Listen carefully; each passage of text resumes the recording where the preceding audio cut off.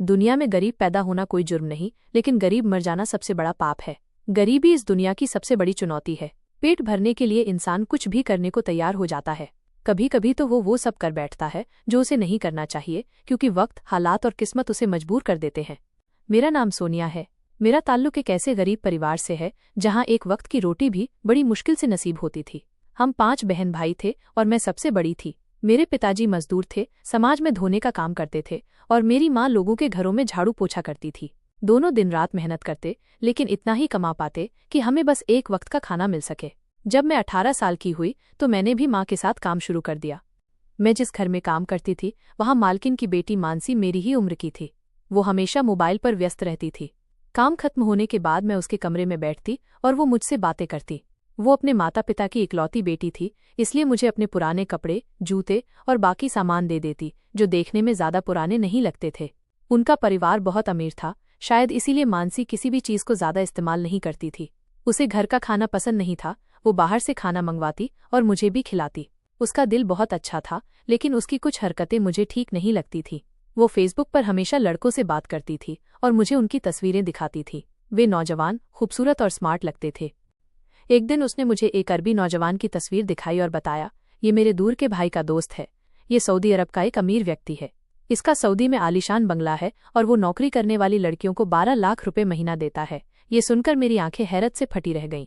मानसी बहुत अमीर थी, लेकिन खूबसूरत नहीं थी। मैं गरीब थी, लेकिन मेरे गोरे रंग, लंबे बालों और भूरी आंखों की वजह से लोग मुझे अरबी या तुर्की की लड़की समझते थे। बस मेरे फटे पुराने कपड़े मेरी औकात याद दिलाते थे। एक दिन जब मैं काम के लिए उनके घर पहुंची तो मानसी मेरा इंतजार कर रही थी। उसने मुझे कोई काम नहीं करने दिया और अपने कमरे में ले गई। उसने अपनी अलमारी खोली और मुझे एक नया जोड़ा दिया। मैं हैरान थी कि वो मुझे अपने नए कपड़े क्यों दे रही थी। मैंने आज तक सिर्फ उसके उतारे हुए कपड़े ही पहने थे। मैंने कहा, मानसी दीदी, मैं आपके नए कपड़े कैसे पहन सकती हूँ? मैं बहुत नर्वस थी, मेरे हाथ पांव कांप रहे थे, क्योंकि ये मेरी जिंदगी का पहला मौका था जब मैं नया कपड़ा पहनने जा रही थी। उसने मेरी कोई बात नहीं सुनी, मुझे कपड़े पहनाए, मेरे सुनहरे बाल खोले और ब्रश करने लगी। फिर उसने मेरा मेकअप किया और मेरी तस्वीरें खींचने लगी। मैं समझ नहीं पा रही थी कि वो मेरी तस्वीरें क्यों ले रही थी। जब मैंने पूछा तो उसने कहा, तुम बहुत खूबसूरत हो सोनिया, तुम्हें अपने हुस्न की कीमत का अंदाजा नहीं है। उसकी आंखों में एक अजीब सी चमक थी जो मुझे कुछ ठीक नहीं लगी। मैं जानती थी कि मैं खूबसूरत हूँ, लेकिन गरीबों का हुस्न उनकी किस्मत कब बदलता है। मानसी ने मेरी तस्वीरें फेसबुक पर डाल दी।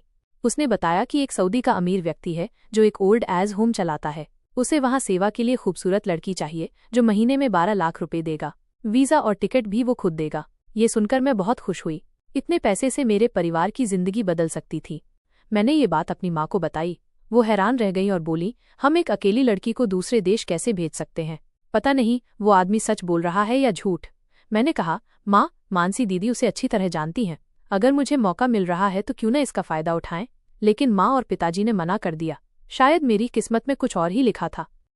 कुछ दिन बाद मानसी ने मुझे अपना पुराना मोबाइल दे दिया और कहा, मैंने नया मोबाइल खरीद लिया है, इसे तुम रख लो।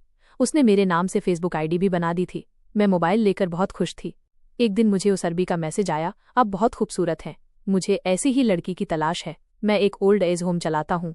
अगर आप वहाँ काम करेंगी तो आपको महीने में 12 लाख रुपए मिलेंगे। मेरा मन था कि मैं ये काम कर लूं, लेकिन माँ पिताजी इसके खिलाफ थे। तभी एक दिन पिताजी का एक्सीडेंट हो गया। उनकी टांग में प्लास्टर चढ़ गया। घर का खर्च चलाना मुश्किल हो गया। पिताजी का इलाज भी करवाना था। मैंने माँ से कहा, मुझे सऊदी जाने दो, मैं वहां से पैसे भेजती रहूंगी। मजबूरी में माँ पिताजी को हाँ करना पड़ा। मैंने उस अरबी को हाँ कर दी।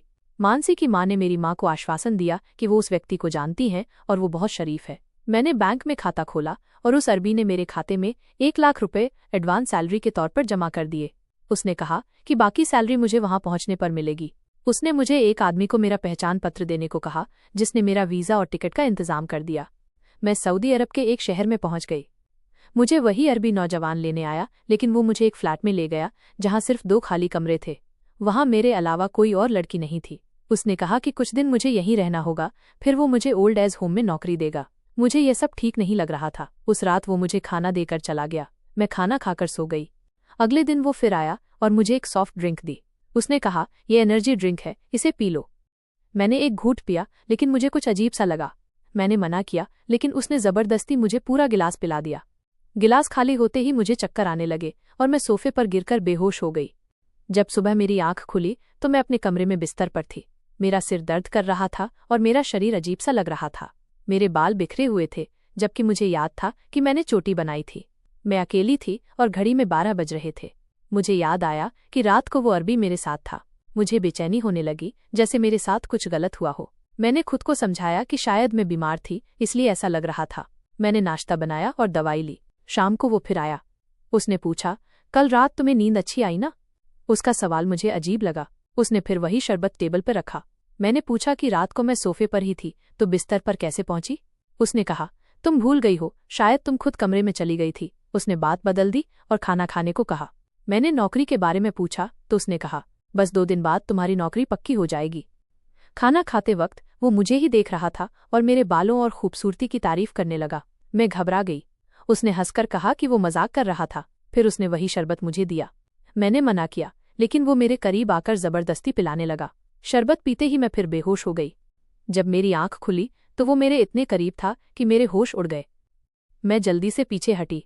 उसने मुस्कुराते हुए कहा, मुझे माफ कर दो, मैंने भी वो शरबत ज्यादा पी लिया था। उसमें नशा था। मैं खुद को रोक नहीं पाया। तुम भी मुझे करीब आने दे रही थी। मैं सदमे में थी। मैंने कहा, आप झूठ बोल रहे हैं, मुझे कुछ याद नहीं। लेकिन वो बेफिक्र था, जैसे कुछ हुआ ही ना हो। मैं फूट फूट कर रोने लगी। वो मुझे रोता देखकर चला गया। 2 दिन तक वो नहीं आया। मैं इतना रोई कि मेरा जी चाह रहा था कि मैं खुद को खत्म कर लूं। जब वो 2 दिन बाद आया तो मैंने कहा, मुझे कोई नौकरी नहीं चाहिए, मुझे वापस भेज दो। उसने कहा, मैंने तुम्हें यहाँ लाने में बहुत पैसे खर्च किए हैं, तुम वापस नहीं जा सकती। मैं उसके चंगुल में फंस चुकी थी। एक अजनबी शहर में मैं किसी को नहीं जानती थी। अगले दिन वो मुझे एक बड़े घर में ले गया। वहाँ कई पुरुष थे, लेकिन कोई भी बूढ़ा नहीं था। मुझे देखकर उनकी आंखें चमक उठीं। मुझे एहसास हो गया कि मैं बुरी तरह फंस चुकी हूँ। उसने मेरा पासपोर्ट और मोबाइल ले लिया था। वहाँ 2-3 और लड़कियां थीं जो मेरी ही उम्र की थीं। वे भी खूबसूरत थीं, लेकिन उनकी आंखों में डर था। उस अरबी ने उन्हें धमकाया कि अगर उन्होंने उसकी बात नहीं मानी तो वो उन्हें जान से मार देगा। मुझे पता चला कि वो अरबी नहीं था। उसने जानबूझकर अपना हुलिया ऐसा बनाया था। वो फेसबुक पर झूठ बोलकर खूबसूरत लड़कियों को नौकरी का लालच देकर अपने जाल में फंसाता था और उन्हें जिस्म फरोशी के लिए मजबूर करता था। हमारी गरीबी और मजबूरी हमें उसके हवाले कर देती थी। उस बंगले में अलग अलग पुरुष आते और अपनी पसंद की लड़की चुनते। कभी कभी कोई हमें अपने घर ले जाता और अगले दिन वापस छोड़ जाता। 6 महीने तक मैं इस पाप में डूबी रही। हर बार मैं रोती थी और ऊपर वाले से इस पाप से मुक्ति मांगती थी। लेकिन मेरे विरोध करने पर वे लोग मारपीट करते थे। मेरे कान में चोट लगी क्योंकि उन्होंने मेरे झुमके खींच लिए थे। मैं अपने फैसले पर पछता रही थी, लेकिन मेरे पास भागने का कोई रास्ता नहीं था। एक दिन एक भारतीय दिखने वाला आदमी मुझे अपने फ्लैट में ले गया। वो मेरे पास आकर बैठा और मेरे कान की चोट के बारे में पूछा। मैंने रोते हुए बताया कि मुझे इस पाप से नफरत है, लेकिन मुझे जबरदस्ती यहाँ लाया गया है। मेरे विरोध करने पर मेरे साथ जुल्म किया जाता है। पहली बार मैंने किसी की आंखों में मेरे लिए दर्द देखा। उसने मेरे कान से झुमके उतार कर मुझे उस तकलीफ से आजाद किया और मुझे पानी का गिलास दिया। उसने कहा, ये सादा पानी है, इसमें कोई नशीली दवाई नहीं है। मैंने हल्की मुस्कान के साथ कहा, ऐसा करो, मुझे कोई नशा ही पिला दो ताकि मैं इस पाप को सहन करना भूल जाऊं। वो कुछ नहीं बोला और कमरे से बाहर चला गया। पूरी रात वो मेरे कमरे में नहीं आया। सुबह मैं उठी तो वो सोफे पर सिगरेट पी रहा था। उसकी आंखें बता रही थीं कि वो रात भर सोया नहीं था। उसने मुझे टॉप्स दिए और कहा, इसे पहन लो, मेरी तरफ से तुम्हारे लिए तोहफा है। मैंने टॉप्स पहन लिए। वो मुझे बहुत अलग लगा। 2 दिन बाद वो फिर मुझे लेने आया। उसने मुझे अपने कमरे में आराम करने को कहा और बाहर चला गया। मैं बाहर गई तो देखा कि वो एक तस्वीर हाथ में लिए रो रहा था। मैंने पूछा, ये कौन है? उसने बताया, ये मेरी बहन है, वो भी किसी के जाल में फंस गई थी। एक आदमी ने उससे शादी का झांसा देकर उसे यहाँ लाया और जिस्म फरोशी के लिए मजबूर किया। जब तक मैं यहाँ पहुंचा वो मर चुकी थी। वो रोते हुए बोला, मैं उसे नहीं बचा सका, लेकिन मैंने ठान लिया कि तुम जैसी लड़कियों को जरूर बचाऊंगा। उसने बताया कि मेरे टॉप्स में कैमरा लगा था, जिससे उसने उस बंगले की सारी जानकारी इकट्ठा की थी। उसका एक दोस्त पुलिस में था जिसने उसकी मदद की। उस बंगले पर पुलिस का छापा पड़ चुका था। उसने कहा, अब तुम आजाद हो। ये सुनकर मैं खुशी से रोने लगी। अगले दिन मुझे मेरा पासपोर्ट मिल गया। वो आदमी भी भारत जा रहा था। जहाज में उसने मुझसे शादी के लिए मेरी मर्जी पूछी। वो एक अच्छा इंसान था। मेरे अतीत को जानने के बावजूद उसने मुझे अपनाया। मैंने उसे इनकार नहीं किया। भारत पहुंचकर मैं अपनी माँ के गले लगकर खूब रोई। कुछ दिनों बाद हमारी शादी हो गई। आज मैं अपनी जिंदगी में बहुत खुश हूँ, सिर्फ उस इंसान की वजह से जिसने मुझे सहारा दिया। दोस्तों, इस कहानी के जरिए मैं बस यही कहना चाहती हूँ कि मेहनत करें, दिन रात एक कर दें, लेकिन जल्दी सफल होने के लिए कभी शॉर्टकट न अपनाएं। हो सकता है कि वो शॉर्टकट आपकी जिंदगी बर्बाद कर दे। उन लोगों से सावधान रहें जो झूठ बोलकर आपकी जिंदगी से खिलवाड़ करते हैं। उम्मीद है आपको मेरी कहानी पसंद आई होगी। अगर कहानी अच्छी लगी तो इसे लाइक करें, चैनल को सब्सक्राइब करें और नोटिफिकेशन बेल दबाएं ताकि अगली कहानी सबसे पहले आपको मिले।